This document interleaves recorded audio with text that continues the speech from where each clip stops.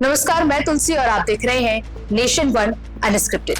और आज के हमारे इस खास पॉडकास्ट में जो हमारे खास मेहमान हैं वो कंट्रोवर्शियल तो है। गाय के नाम पे वोट मांगते हैं किसी दूसरे स्टेट में जहां इन्हीं की सरकार है, इन्हीं के चुने हुए प्रतिनिधि कहते हैं कि हम तो बीफ खाते हैं। साथ ही अपनी बेबाकी के लिए जाने जाते हैं, मुखरता से अपनी बात सबके सामने रखते हैं। उस समय अंग्रेजों की सरकार थी, आज अंग्रेजों के चापलूसों की और उनके एजेंटों की सरकार।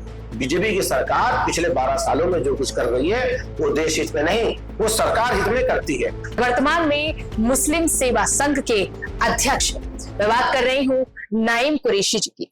सर, बहुत बहुत स्वागत है आपका नेशन वन अनस्क्रिप्टेड में।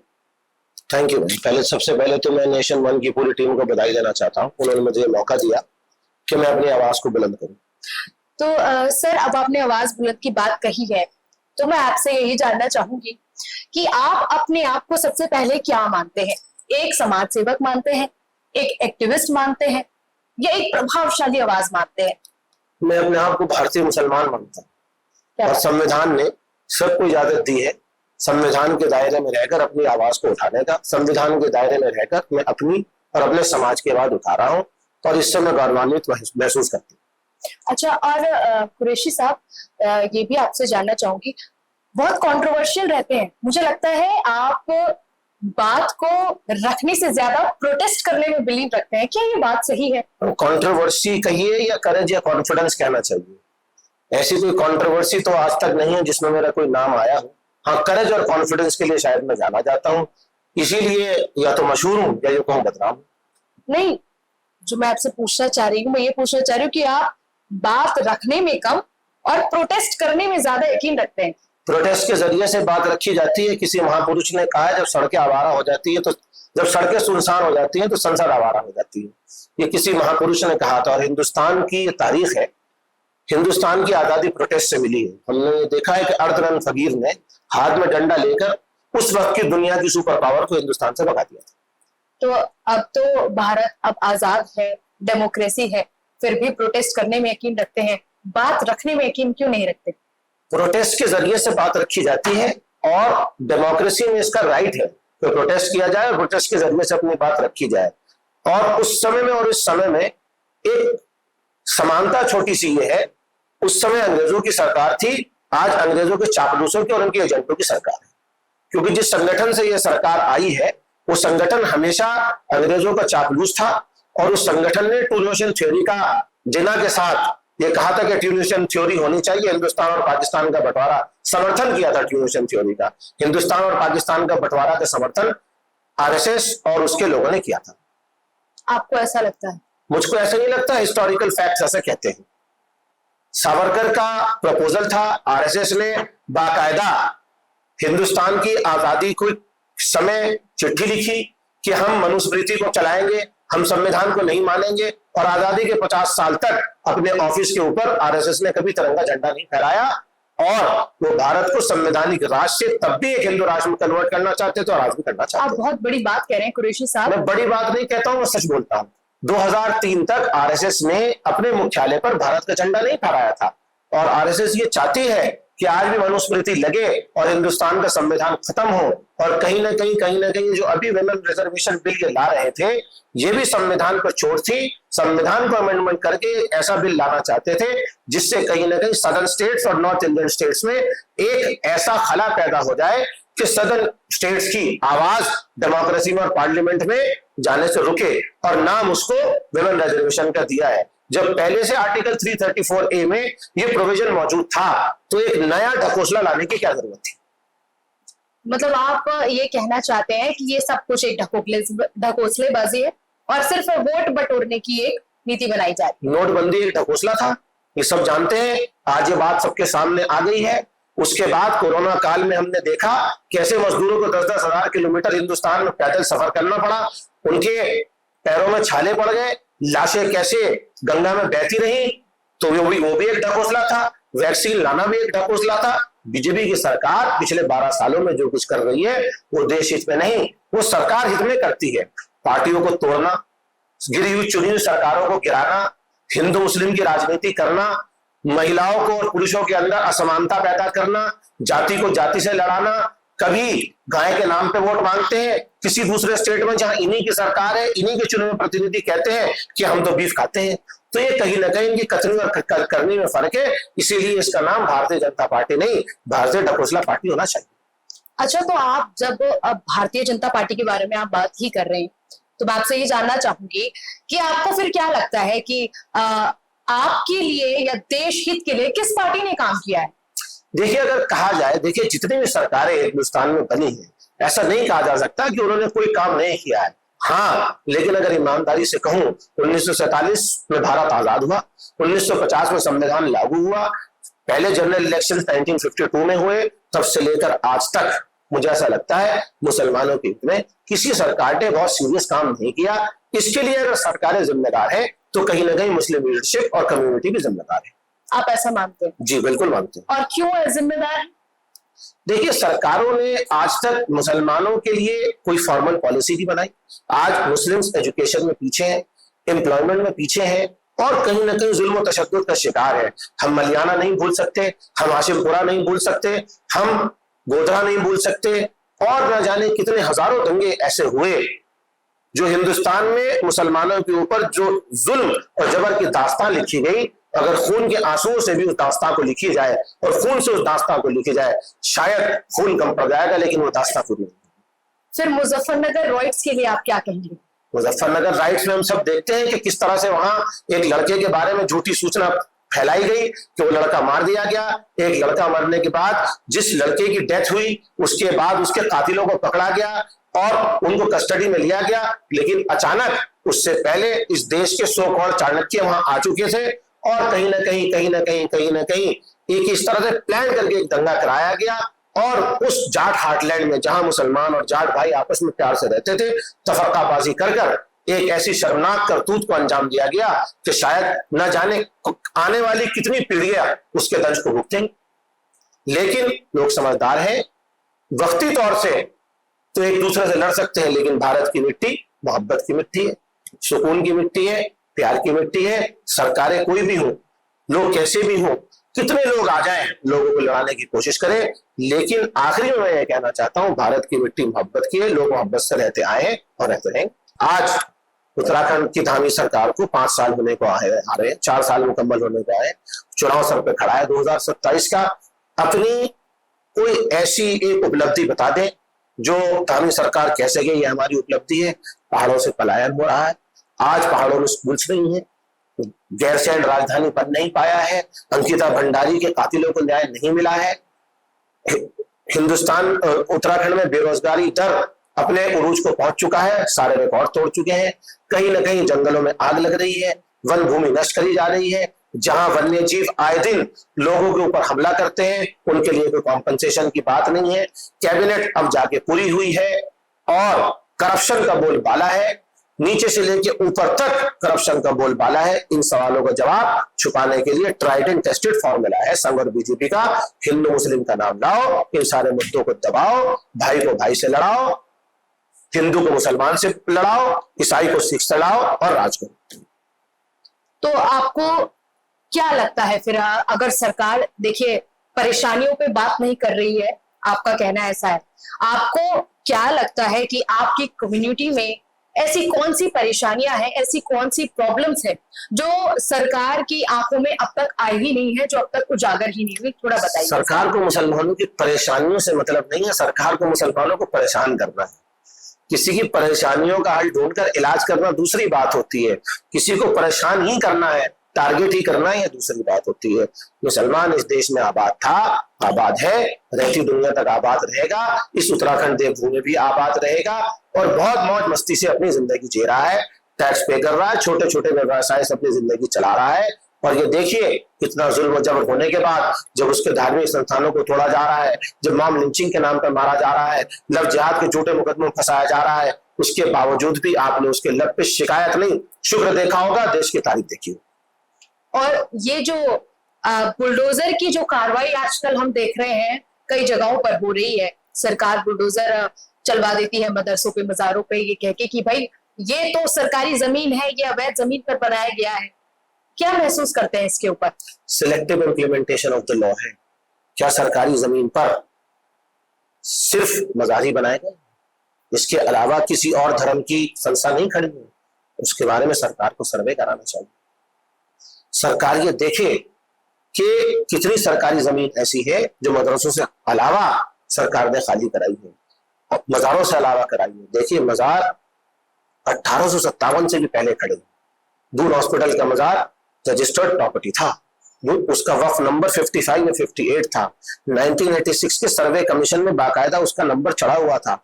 ऑनरेबल सुप्रीम कोर्ट का स्टे था कि किसी भी वक्फ रजिस्टर्ड प्रॉपर्टी को दाया और तोड़ा नहीं जा सकता। लेकिन रात के अंधेरे में जब सारा देहरादून सो रहा था, इलीगली दून हॉस्पिटल का मजार तोड़ दिया गया, जिसका ऑनरेबल सुप्रीम कोर्ट ने कॉग्निजेंस लिया और कंटेम्प्ट नोटिस जारी की संबंधित अधिकारियों पे जिन्होंने इसको कृत्य को अंजाम दिया था। तो आप और सारे देश से मेरा यह सवाल है, उत्तराखंड के लोगों से मेरा यह सवाल है, क्या उत्तराखंड की सरकार अपने आप को देश की संसद से ऊपर मानती है? क्या उत्तराखंड की सरकार अपने आप को सुप्रीम कोर्ट से ऊपर मानती है? तो आपका कहना है कि घूम फिर के बात एक ही पहलू पे आ जाती है कि मुसलमान को टारगेट किया जाए, मुसलमानों को परेशान किया जाए, उनकी संस्थाओं को नुकसान पहुंचाया जाए और कहीं ना कहीं अपने कल्चर को उनके ऊपर इम्पोज किया जाए, हिंदुत्व फोर्सेस को उनके ऊपर इम्पोज किया जाए और उनके निजाम को धर्म भरम करके और लोगों को इसमें उलझाकर आराम से अपनी सियासी रोटी सेकी जाए। ऐसा कौन सा काम कर दिया है मुस्लिम कम्युनिटी ने कि बजरंग दल आप लोगों के पीछे पड़ गया है? देखिए, किसी दल के पीछे पड़ने से किसी कम्युनिटी का नुकसान नहीं होता है। कोई दल पीछे पड़े या कोई दल आगे पड़े या टारगेट करे, सब सरकार के संरक्षित गुंडे हैं। संघ की शाखाओं में ट्रेनिंग पाते हैं और यही ट्रेनिंग पाते हैं, यही नफरत सीखते हैं और यही नफरत आगे परोसते हैं और समाज को बांटते हैं। बताइए, किसी मदरसे के बच्चे ने ऐसी नफरत का कोई काम किया या मुसलमानों की किसी टोली में किसी हिंदू भाई को रोका हो, उनके किसी धार्मिक स्थल के पास जाकर अल्लाह अकबर का नारा लगाया गया हो? यानी मंदिर कम पड़ गए हैं। मंदिरों में जाइए, शंखनाद कीजिए, शंख बजाइए, पूजा कीजिए, हिंदू भाइयों को शामिल कीजिए, भंडारा खिलाइए, मिठाई खिलाइए। ऐसा होता आया है, रामलीलाओं में सदा मुसलमानों ने साथ दिया है, दिवाली और होली मिलकर बनाई है। ये आज कहां देश को ले जाना चाहते हैं कि आप मंदिर में पूजा नहीं करेंगे, मस्जिद के पास हनुमान चालीसा पढ़ेंगे? तो ये हिंदू फोर्सेस को सरकार के संरक्षण प्राप्त है, सरकार इनको पैट्रनेज दे रही है, इसीलिए इनकी इतनी हिम्मत है। जिस दिन सरकार इनके ऊपर सीरियसली कार्रवाई करेगी तो शासन और प्रशासन 2 दिन के अंदर इनका इलाज कर देगा। आप एक मुस्लिम सेवा संगठन के अध्यक्ष हैं कुरैशी साहब, आप लोगों के बीच में जाते होंगे, महिलाओं से मिलते होंगे, बच्चों से मिलते होंगे, क्या वो ऐसी चीज महसूस करते हैं कि आज वो सोसाइटी से थोड़ा पीछे हो गए हैं किसी चीज में? क्या महसूस करते हैं? क्या प्रॉब्लम्स उनकी तरफ से आप सुनते हैं, समझते हैं कि भाई इस चीज को उजागर करना चाहिए, इस चीज का समाधान होना चाहिए? देखिए, सोसाइटी में कोई महिलाएं पीछे नहीं है। रही बात इसकी, हिंदुस्तान के अंदर एक बहुत अरसे तक महिलाओं को दबाया गया, लेकिन मैं बाबा साहब के संविधान को अपने सर माथे पर रख के ये बात कहता हूँ, इस संविधान ने महिलाओं को बराबर का अधिकार दिया और इस्लाम भी महिलाओं को बराबर का अधिकार देता है। अगर मैं आपके सामने कुरान करीम की एक बात कहूं तो कुरान करीम ने जहां मर्द का जिक्र किया वहीं औरत का जिक्र किया है और औरत के हुकूक को बहुत बढ़ चढ़ के कुरान करीम ने बताया और मोहम्मद साहब ने बताया। दूसरी बात, मुसलमानों को ऐसी कोई परेशानी नहीं है, ना ही मुसलमान महिलाओं को कोई परेशानी है। बस मुसलमान महिलाओं को इस बात की परेशानी है कि उनके नाम पर राजनीति की जा रही है। केंद्र सरकार आए दिन कानून लाती है और छाती पीट पीट कर कहती है, ढोल बजा बजा कर कहती है और सारे मीडिया हाउसेस को लगा देती है इस बात में महिलाओं के उत्थान के लिए काम कर रहे हैं, महिलाओं के उत्थान के लिए काम कर रहे हैं। यूसीसी लाए हैं, महिलाओं के नाम पर 3 तलाक का कानून लाए, महिलाओं के नाम पर न जाने कितने कानून महिलाओं के नाम पर ला चुके हैं। लेकिन महिलाओं के सुधार के लिए क्या किया?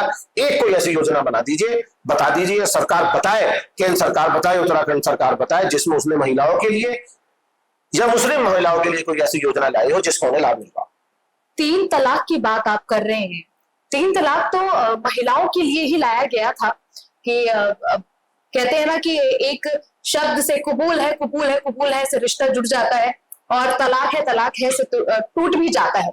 तो इसमें कितनी परेशानियां, कितनी महिलाएं परेशान हुई होंगी, कितने लोगों ने उनका घर सिर्फ तलाक है करके छोड़ दिया होगा, बर्बाद कर दिया होगा, ना आगे ना पीछे ना कुछ देखा होगा और आगे जाके अपनी जिंदगी बसाई होगी। तो ये जो 3 तलाक का मुद्दा है, ये आप बात कर रहे हैं कि महिला के हित में नहीं था, आपका ऐसा कहना है। तो इस पर आप ऐसा क्यों सोचते हैं? मैडम, बात यह है, हिंदुस्तान में इम्पोजिशन ऑफ फेथ का काम चल रहा है। मुसलमानों में शादी जन्म जन्मांतर का बंधन नहीं, 7 जन्मों की थ्योरी में बिलीव नहीं किया जाता है। मैं आपकी थ्योरी का सम्मान करता हूँ, आप पुनर्जन्म में विश्वास रखते हैं, मैं उसका बहुत सम्मान करता हूँ, मेरी पूरी कम्युनिटी करती है, लेकिन हम पुनर्जन्म में विश्वास नहीं करते और ना ही हमारे यहाँ शादी को जन्म जन्मांतर का बंधन कहा गया है। मैरिज एक सिविल कॉन्ट्रैक्ट है और इस सिविल कॉन्ट्रैक्ट को कभी भी तोड़ा जा सकता है। ऐसे लोग, ऐसे घर जो इसलिए बर्बाद हैं कि वो साथ जी भी नहीं पा रहे हैं, साथ जुदा भी नहीं हो पा रहे हैं। मुसलमानों में तलाक सबसे नापसंदीदा अमल है, लेकिन अगर मियां बीवी का गुजारा नहीं हो रहा है तो तलाक देकर अलग हो सकते हैं, दूसरी शादी कर सकते हैं। इसीलिए हमारे यहाँ पॉलीगैमी है, ताकि एक से ज्यादा शादी की जा सकती है। अगर कोई विधवा महिला है, कोई परेशान महिला है, कोई गरीब महिला है, उससे शादी करके उसका घर बसाया जा सकता है। कोई महिला विधवा हो गई या उसको तलाक हो गया तो वो मनुष्य नहीं हुई, अब सारी उम्र उसको सफेद कपड़ों में नहीं रहना है, वो ईद मनाए, होली मनाए, खुशी से रहे, दूसरी शादी करे। इसलिए हम ये कहते हैं, और पहले से ही 1986 का marriage and divorce protection of women rights मौजूद है, तो किसी नए कानून को लाने की जरूरत नहीं थी। और फिर आपने एक सिविल कॉन्ट्रैक्ट को एक क्रिमिनल ऑफेंस बनाया और उसमें 3 से 5 साल तक की सजा का प्रावधान रखा। यानी कोई नॉन मुस्लिम तलाक देगा तो उसको सजा नहीं होगी, मुस्लिम तलाक देगा तो उसको सजा होगी। और जहां तक हिंदू मैरिज एक्ट का सवाल है 1956 का, उसमें भी तलाक के लिए सेक्शन 13 और सेक्शन 13B का प्रोविजन मौजूद है। डिवोर्स किसी कंडीशन में दिया जा सकता है। सर, 3 तलाक की आप बात कर रहे हैं ना, तो मैं ये चाहूंगी कि 3 तलाक पहले भी होता था और अब जो इस पे कानून लेके आए हैं सरकार, मैं ये पूछना चाहती हूँ कि जब एक नॉर्मल शादी एक लीगल तरीके से टूट सकती है, तो 3 तलाक एक लीगल तरीके से क्यों नहीं टूट सकता? देखिए, लीगल कौन सा तरीका आप लीगल मानते हैं? वो तरीका लीगल है जो हजारों सालों से चला आ रहा है, या वो तरीका लीगल है जो आपने पार्लियामेंट में बैठकर बिना किसी मुस्लिम स्कॉलर से, बिना किसी मुस्लिम महिला से राय से आपने वो तरीका लाया, अब वो आपको तरीका ठीक लगने लगा? वही तो मैं कह रहा हूं। यानी जो 3 तलाक का कानून मोदी सरकार लाई थी, क्या वो तलाक का कानून एम्पल नहीं था जो यहाँ स्पेशली उत्तराखंड में एक तलाक का कानून लाना पड़ा कि अब आप 3 तलाक से भी तलाक नहीं दे सकते, अगर डिवोर्स करना है तो फैमिली कोर्ट जाना पड़ेगा, तो वहां पर डिग्री करानी पड़ेगी और कोर्ट से एक जजमेंट लेना पड़ेगा। तो आप बताइए, और ये मेरा पूरे देश से सवाल है, मोदी जी का लाया हुआ कानून क्या वो रायगा था जो उत्तराखंड सरकार को यूसीसी के तहत तलाक का नया कानून लाया गया? अब कौन सही है कौन गलत, इसका फैसला आप करें, देश की जनता करें। आज कोई औरत या मर्द 25 साल और 23 साल की उम्र में डिसाइड करते हैं कि उनको डिवोर्स चाहिए और नई जिंदगी बसाना चाहते हैं, कोर्ट में वो 7 साल धक्के खाते हैं, वकीलों पे पैसे खर्च करते हैं, अपने बाल सफेद करते हैं और इस ट्रॉमा से गुजरते हैं 6-7 साल तक। उसके बाद डिवोर्स हो वो ज्यादा बेटर है, या अभी आज ये वक्त 2 अडल्ट इस बात का फैसला करें कि उनको तलाक लेना है और तलाक लेके अपनी जिंदगी गुजारनी है, या ये फैसला ज्यादा बेहतर है? और बात ये आई, मेरा जो सवाल है, मेरा जो पर्सनल क्वेश्चन है, या मुझको जो एप्रीहेंशन है, वो इस बात का है, जब सेंट्रल गवर्नमेंट 3 तलाक का कानून ला चुकी थी, जिसका बहुत ज्यादा विरोध हिंदुस्तान की सड़कों पर नहीं हुआ, लोगों ने नहीं किया, तो ऐसी क्या जरूरत थी कि धामी सरकार को तलाक के ऊपर और शादी के ऊपर नया कानून लाना पड़ा? कौन सा, क्या वो कानून कमी था? इस बात की यहाँ जुलूस निकाले गए।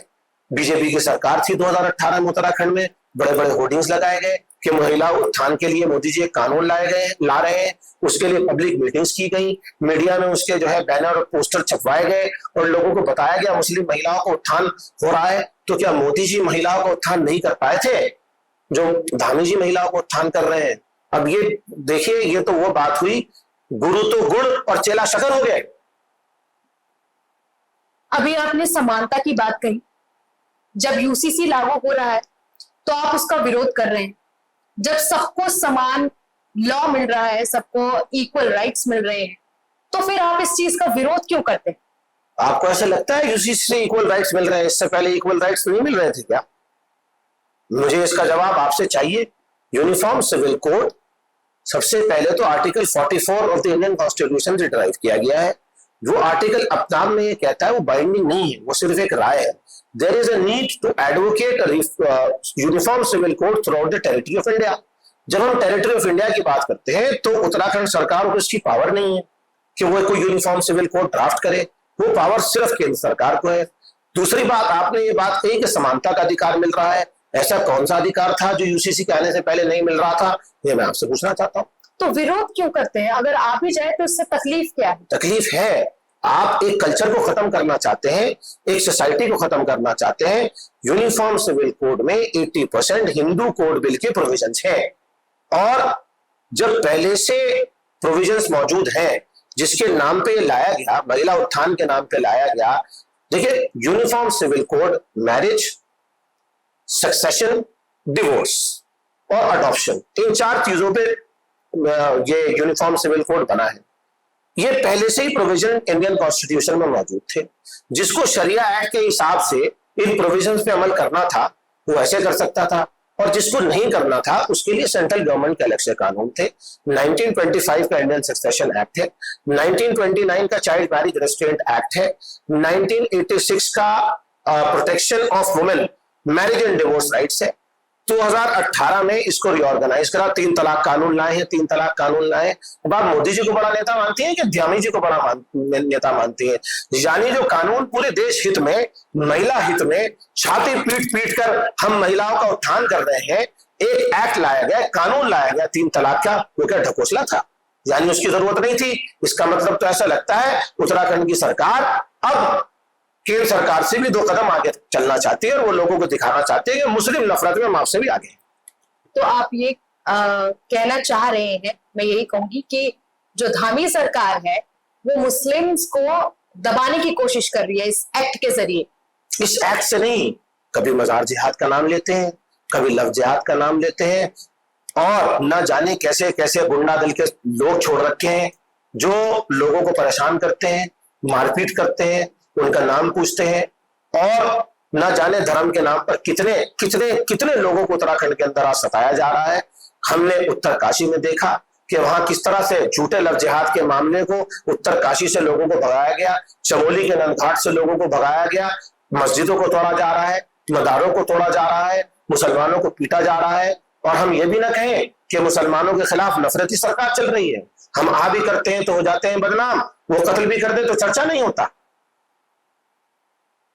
तो अब जो स्थिति अभी प्रदेश में है, हाल ही में धामी जी ने ये भी कहा कि जो अब मदरसा बोर्ड है उसे भंग कर दिया जाएगा, और पूरे जितने भी उत्तराखंड में जितने भी स्कूल्स हैं, मदरसे हैं, उसमें उत्तराखंड शिक्षा बोर्ड की नीति ही अपनाई जाएगी। इस पर आप क्या कहेंगे?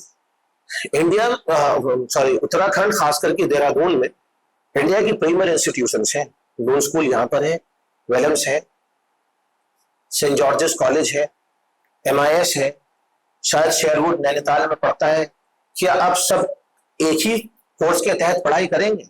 क्या उत्तराखंड सरकार में इतनी हिम्मत है कि ICSE बोर्ड और CBSE बोर्ड और इंटरनेशनल बैकलर बोर्ड अफिलिएटेड जो स्कूल चल रहे हैं उनके अंदर ये वाली एजुकेशन पॉलिसी वो इम्प्लीमेंट करा पाएंगे जो मदरसों के नाम पे लाए हैं? ये सरकार सिर्फ कमजोरों को दबाने का काम कर रही है। और रही बात का ये कहना है कि मदरसों में गणित, विज्ञान जैसे जो विषय हैं उनमें बच्चे पीछे रह जाते हैं, तो उन विषयों को भी बच्चे पढ़ें और सारी सब्जेक्ट्स को सही तरीके से स्टडी करें, इसीलिए ये बोर्ड जो है भंग किया जा रहा है। तो सरकारी स्कूलों में बहुत आगे बढ़ जाते हैं क्या? आप बताइए, सरकारी स्कूल में कितने आर्यभट्टा प्रोड्यूस करती है, कितने न्यूटन प्रोड्यूस करती है? आज सरकारी स्कूलों से उत्तराखंड 26 साल उत्तराखंड को बने हुए हो गए, लगभग 26वां साल चल रहा है।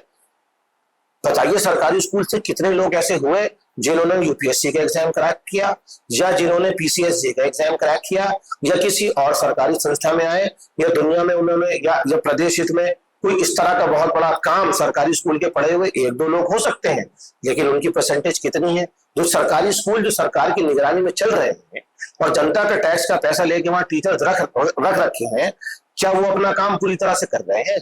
क्या सरकारी स्कूलों में बहुत क्वालिटी एजुकेशन प्रोवाइड की जा रही है? पहले सरकार इस चीज का जवाब दे, मदरसों की बात। सर, अब आपने बात कही है, स्कूल्स में मैं बात कर रही हूँ सारे सब्जेक्ट्स को पढ़ाने की, जी, है ना? चाहे कोई बच्चा कितना भी परसेंटेज लाए, चाहे वो कोई सरकारी नौकरी निकालता है या नहीं निकालता है, ये एक व्यक्तिगत बात है, किसी भी कोई भी बच्चा निकाल पाए वो उसकी क्षमता है। मगर मैं बात ये कह रही हूँ कि बच्चे उन सब्जेक्ट्स में पीछे रह जाते हैं और जिसके कारण कई सारी सुपरस्टिशियस चीजों में पड़ जाते हैं। बहुत सारे जागरूक अभियान चलाए जाते हैं कई सारे स्कूल्स में, मगर मदरसों में ऐसा नहीं होता, ये सरकार का कहना है। इस पर आप क्या कहेंगे? सबसे पहले तो मदरसा एक ऐसी जगह है जहाँ सुपरस्टिशन तोड़ा जाता है। किसी भी अंधविश्वास में यकीन करने को सबसे सिखाया जाता है कि यकीन नहीं करना है। जो कुछ होता है, जिस मालिक ने हमें पैदा किया है वही सब कुछ करता है और वही हमारी तकदीर का मालिक है। तो सुपरस्टिशन की बात तो यहाँ से खत्म हो गई। दूसरी बात, आप यहाँ आज मेरा इंटरव्यू ले रहे हैं, आप एक सम्मानित पत्रकार हैं, आपने मैस कम्युनिकेशन का कोर्स किया होगा, ऐसा मेरा मानना है। तो क्या और सब्जेक्ट्स में आप पीछे रह गए?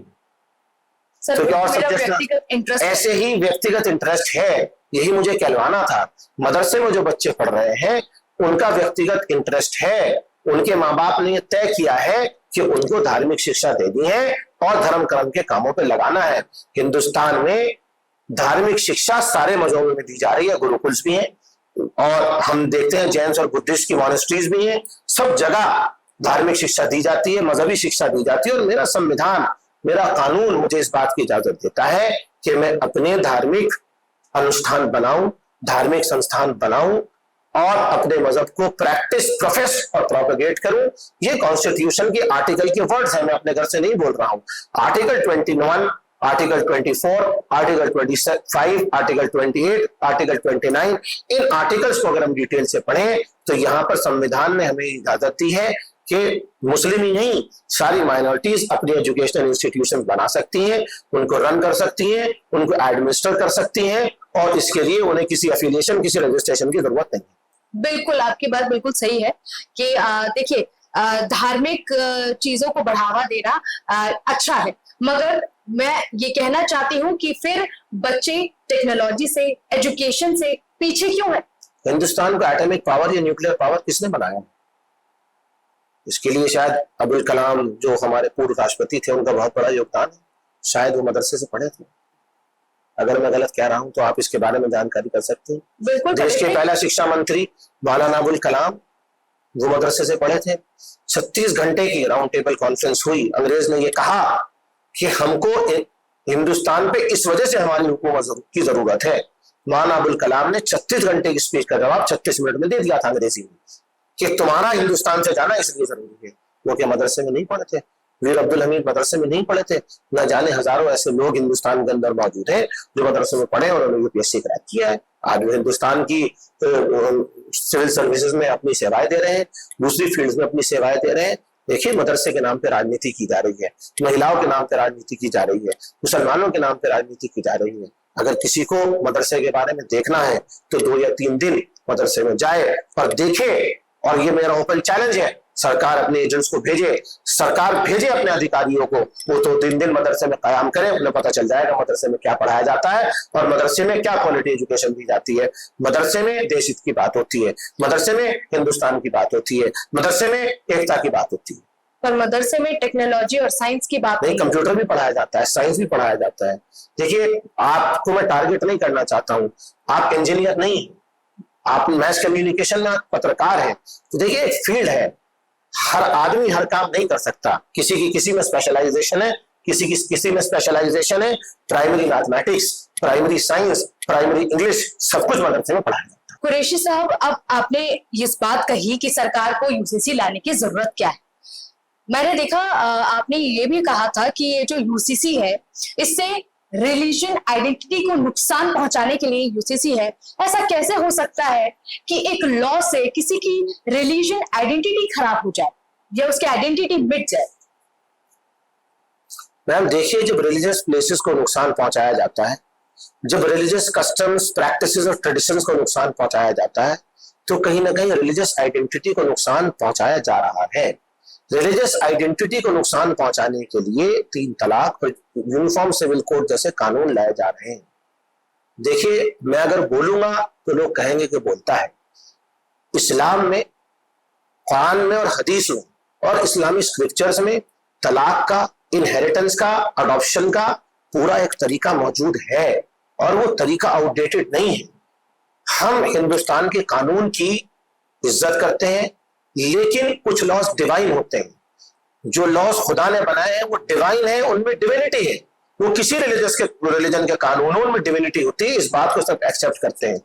और जो लॉज हम दुनिया के लोग बनाते हैं वो टेम्परेरी होते हैं, वो वक्त के साथ चेंज होते रहते हैं। तो डिवाइन लॉ कभी चेंज नहीं होता। हाँ, पार्लियामेंट में जो कानून लाया जाता है, दुनिया में जो कानून बन रहा है, वो टाइम के साथ चेंज होता रहता है। ऐसे लिए इंडिया में जो कानून बन रहे हैं वो टाइम के साथ चेंज होते रहे हैं और चेंज होते भी रहेंगे। इसीलिए कॉन्स्टिट्यूशन में अमेंडमेंट का प्रोविजन मौजूद है। और जब प्रोविजन मौजूद था और कॉन्स्टिट्यूशन की इसको बैकिंग थी, तो नया कानून लाने की कोई जरूरत नहीं थी। अगर कोई कानून लाना था तो पूरे भारत के स्तर पर कानून लाया जाता। और ऐसा कैसे हो सकता है, जो पोर्चुगीज सिविल लॉ है, जो गोवा में 1964 से एप्लीकेबल है, वहां पर एक हिंदू मर्द अगर उसकी महिला 30 साल की हो गई है और उसको लड़का नहीं हुआ तो वो दूसरी शादी कर सकता है। तो आप इसको कौन सा कानून मानते हैं? ये देश हित में है, ये धर्म हित में है, ये किस हित में है? तो selective implementation of the law नहीं होना चाहिए। अच्छा, अब धामी सरकार के बारे में आपने काफी बात कही है। अब आगामी चुनाव आने वाले हैं, ये जानना चाहूंगी आपसे कि फिर आपकी बार किसकी सरकार? देखिए, ये तो लोगों ने तय करना है। जिसको जनता चाहेगी उसे कुर्सी में बिठाएगी। इस देश की असली मालिक देश की जनता है। लोकतंत्र है, राजशाही नहीं है। जनता का जिस ओर मूड बनेगा, जनता उसकी सरकार बनाएगी। और जो भी सरकार चुनी जाए 2027 में, मेरा यह मानना है धर्म और जाति से ऊपर उठे, हिंदू और मुस्लिम से ऊपर उठे, इंसानियत के साथ। और जो संविधान की शपथ मुख्यमंत्री लेंगे कि जिसमें वो कहेंगे मैं बिना किसी द्वेष और भावना के लोगों के बीच कोई तफरका न पैदा कर और सबके लिए मैं काम करूंगा, जो कि संवैधानिक एक शपथ ली जाती है, उस शपथ को याद करके अगर काम करे, संवैधानिक मूल्यों के साथ अगर काम करे, तो शायद देश में हिंदू मुसलमान की राजनीति की आवश्यकता नहीं। इतना समय आपको हो गया है जनता के बीच काम करते हुए, लोगों के बीच जाते हुए, कभी आपका अपना मन हुआ कि चलो अब थोड़ा पॉलिटिक्स की तरफ रुख किया जाए? मैम, राजनीति में संभावनाओं से इनकार नहीं किया जा सकता। संभावना किसी भी चीज की बन सकती है। कल क्या होने वाला है ये तो अल्लाह ही जानता है, ना मैं जानता हूं ना आप जानती हैं। लेकिन किसी भी तरह की संभावना से इनकार नहीं किया जा सकता। अगर मेरे लोग मुझे ऐसी कोई बात कहेंगे तो जरूर उसके बारे में सोचा जाए। तो अब आगे आप अगर मौका मिलेगा तो जरूर पॉलिटिक्स में आइएगा? देखिए मैम, ये तो मैंने आपको बताया ना, संभावना से इनकार नहीं किया जा सकता। अगर मेरे लोग चाहेंगे तो उनके लिए, उनकी बात की आवाज को उठाने के लिए, और अगर सड़क से लेकर संसद तक भी जाना पड़े तो मैं पीछे नहीं। अच्छा, अब जब मौका मिलेगा, आपने कहा संभावनाएं होंगी तो जरूर जाना होगा, किन मुद्दों को लेकर फिर चुनाव लड़ेंगे आप? क्या मुद्दे रहेंगे आपके? अभी तो मैंने चुनाव लड़ने का ऐलान ही नहीं किया है। जब मैं चुनाव लड़ूंगा या मेरे लोग मुझे चुनाव लड़ाने की बात कहेंगे तो जो उस वक्त के मुद्दे होंगे तो उनके बारे में बात की जाएगी। अभी इस बारे में कुछ नहीं सोचा। वर्तमान के जो मुद्दे आप समझते हैं कि इन पर कम से कम चुनाव में बात होनी चाहिए और इन पर काम होना चाहिए, वो कौन से मुद्दे आप समझते हैं? देखिए, एम्प्लॉयमेंट पे बात होनी चाहिए, हेल्थ पे बात होनी चाहिए। देहरादून उत्तराखंड की राजधानी है, लेकिन यूपी के कस्बों का हाल देहरादून से अच्छा है। देहरादून कस्बे के रूप में बदलता जा रहा है। वो देहरादून जो शांत हुआ करता था, जिसकी मिट्टी में शांति थी, आज क्राइम सिटी बनता जा रहा है। लोगों का माइग्रेशन यहाँ पर हो रहा है। सरकार के पास कोई प्लान नहीं है। फ्लाईओवर के नाम पर 2 से तीसरा फ्लाईओवर नहीं बना पाएंगे। एनक्रोचमेंट बहुत बड़ा प्रॉब्लम है। जमीनों की धोखाधड़ी एक बहुत बड़ा प्रॉब्लम है। करप्शन एक बहुत बड़ा प्रॉब्लम है। पहाड़ से नीचे लोग पलायन करने को मजबूर हैं, वो एक बहुत बड़ा प्रॉब्लम है। इन सारे मुद्दों पर चुनाव होना चाहिए, ना कि हिंदू और मुसलमान, तलाक और शादी पे। ये लोगों के निजी फैसले हैं, ये लोगों की निजी जिंदगी है। निजी जिंदगी, लोगों को निजता का अधिकार संविधान ने दिया, उसके हिसाब से उन्हें जीने का अधिकार सरकार दे, और जो सरकार का काम है वो करे। चलिए कुरैशी साहब, मैं आपसे अब आखिर में यही जानना चाहूंगी, ये कहना चाहूंगी कि आप एक संदेश क्या देना चाहेंगे आज की जो युवा पीढ़ी है, जो भटक रही है, कहते हैं ना माइंड वॉश, ब्रेन वॉश जो युवाओं का जो हो रहा है, उसके लिए क्या कहना चाहेंगे हमारी युवाओं से? सारे जहां से अच्छा हिंदुस्तान हमारा, हम बुलबुलें हैं इसकी, ये गुलसिता हमारा। देश के युवाओं से, देश के बड़ों से, देश के नागरिकों से सबसे मेरी ये अपील है, ये हिंदुस्तान मोहब्बत की मिट्टी है। इस हिंदुस्तान की गंगा जमुनी तहजीब को हमें बचाकर रखना है, बाकी रखना है। हिंदू मुस्लिम नफरत को मिटाना है और इस देश को विकसित भारत की ओर ले जाकर विश्व गुरु बनाने का संकल्प जो आज की सरकार ने लिया है, सही मायनों में भारत को विश्व गुरु बनाना है। बहुत बहुत शुक्रिया सर आपका, आप हमारे शो पे आए, बहुत बहुत धन्यवाद। Thank you. तो ये थे हमारे साथ नाइल कुरैशी जी, जिनसे आज हमने राष्ट्रहित, राज्य हित, मदरसा बोर्ड जैसे कई तमाम मुद्दों पर बात की, उनकी राय जानी। अगली बार फिर मुलाकात होगी एक नई पर्सनालिटी के साथ। तब तक देखते रहिए नेशन वन अनस्क्रिप्टेड।